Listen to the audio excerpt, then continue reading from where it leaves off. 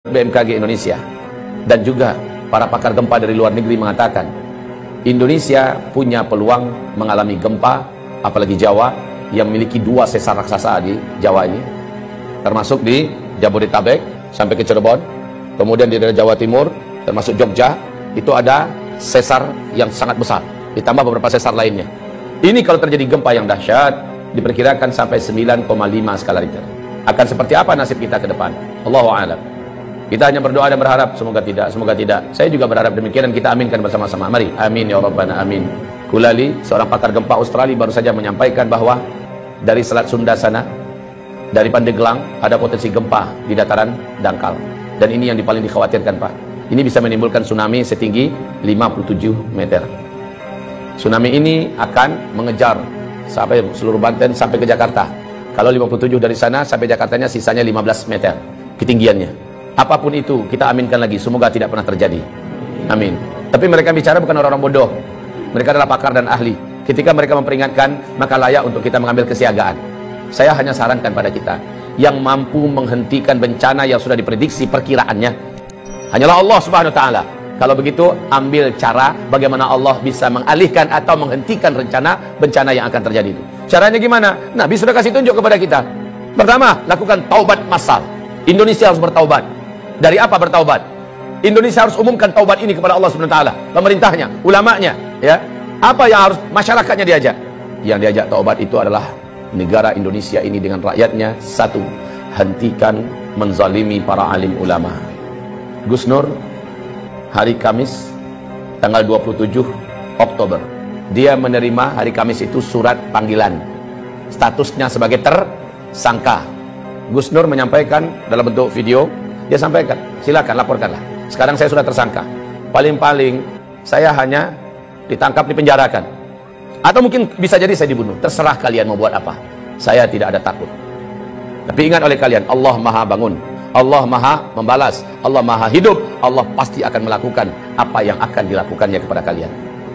Catat oleh kalian katanya, mulai jam ini, dari detik ini juga, kalian catat semua. Kalian akan menyaksikan hal-hal yang tidak pernah kalian inginkan selama ini. Ditindaklanjuti oleh Polda Palu. Yang gempa besar besoknya, maghribnya. Jadi hanya selang 24 jam terjadi gempa besar di Palu sana. Anehnya, semua rumah bangunan gedung yang ada di sekitar rumahnya dan pesantrennya Gus Nur yang ada di Palu hancur. Tapi gedung dan rumahnya, pesantrennya Gus Nur utuh seutuh-utuhnya. Berdiri kokoh, rapi serapi-rapinya. Sebelah-sebelahnya rata. Masya Allah, Allah kasih lihat. Bahkan kantor Polda yang ada pun tenggelam oleh tsunami. Tidak sedikit jumlah para aparat yang sampai hari ini belum ketemu. Ya Rabb, jangan sakiti ulama. Saya sudah sampaikan kepada pemerintah negeri Republik Indonesia tercinta ini. Anda berutang ke sana kemari dengan harga dan angka yang sudah sangat gila-gilaan. Dan ini membahayakan untuk NKRI ke depan.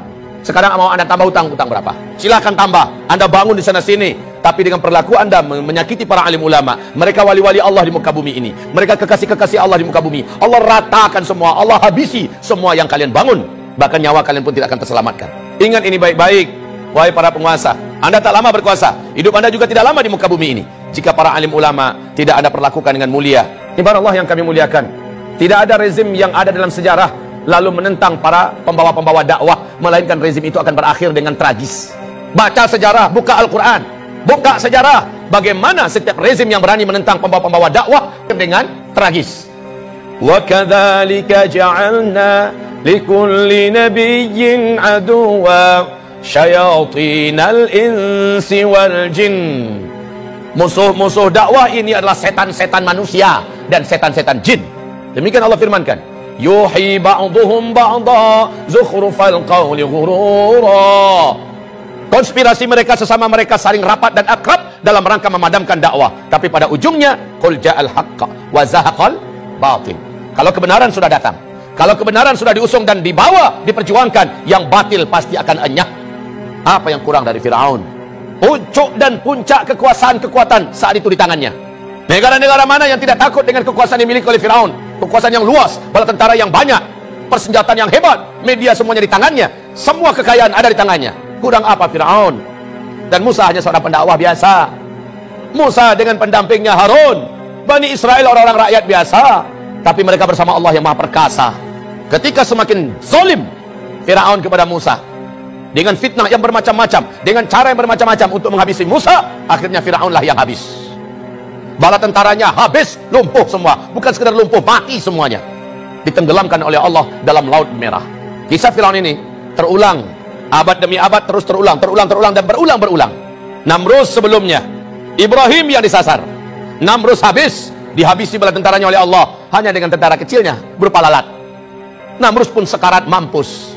Bala tentaranya hebat-hebat. Itu Ibrahim alaihissalam, Nabiullah dan Rasulullah, Abul Anbiya Ibrahim alaihissalam. Nabi Muhammad disakiti oleh Abu Jahal, Abu Lahab.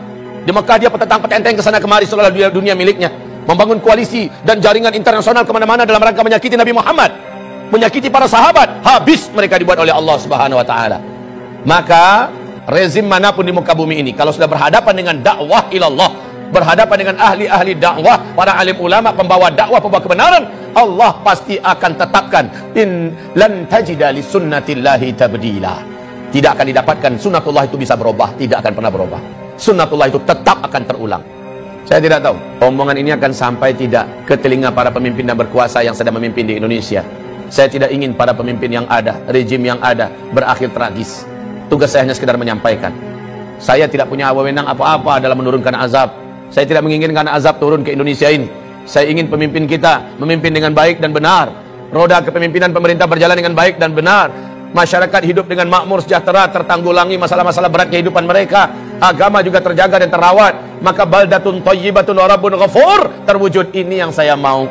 Tapi ketika yang dilakukan kebalikan daripada itu, maka inilah firman Allah Subhanahu wa taala di surat Al-A'raf ayat yang ke-96. Walau anna ahlal qura amanu wa taqau la fatahna alaihim barakatim minas sama' wal ard walakin kadzabu fa akhadnahum bima kanu yaksibun. Kalaulah suatu negara, suatu bangsa, penduduknya benar imannya kepada Allah dan mereka melaksanakan perintah-perintah Allah, meninggalkan larangan-larangan Allah dan Rasulnya, la fatahna alaihim barakatim minas sama'i wal ard, pasti kami bukakan selebar-lebarnya pintu-pintu barakah dan kebaikan dari langit dan juga yang keluar dari bumi. Walakin, tetapi sayang, kadzabu, mereka mendustakan, mereka melawan dan menentang. Fa akhadnahum bima kanu yaksibun, kami siksa mereka. Fa akhadnahum bima kanu yaksibun. Kapan siksaan itu? Afa amina ahlul qura ayatiyahum ba'suna bayata wa hum naimun. Apakah mereka merasa aman ketika dosa sudah dibuat di mana-mana, maksiat sudah dilakukan di mana-mana? Mereka masih merasa aman daripada siksa dan azab kami yang datang kepada mereka baghtatan, tiba-tiba. Wa hum naimun, mereka sedang di rumah-rumah mereka, mereka sedang kumpul-kumpul dengan keluarga mereka, mereka sedang mau tidur atau sedang tidur, datang kepada mereka siksaan kami. Wa hum naimun. Awa amina ahlul qura ayatiyahum ba'suna duha, atau kami siksa mereka di waktu duha. Wahum yal'abun, mereka sedang main-main. Baik saudaraku, hamba-hamba Allah yang kami muliakan, insyaallah semoga bermanfaat yang saya sampaikan. Mari kita istighfar dan tutup dengan doa kafaratul majlis. Astaghfirullah, astaghfirullah, astaghfirullah. Subhanakallahumma wa bihamdika asyhadu an la ilaha illa anta astaghfiruka wa atubu ilaik. Wassalamualaikum warahmatullahi wabarakatuh.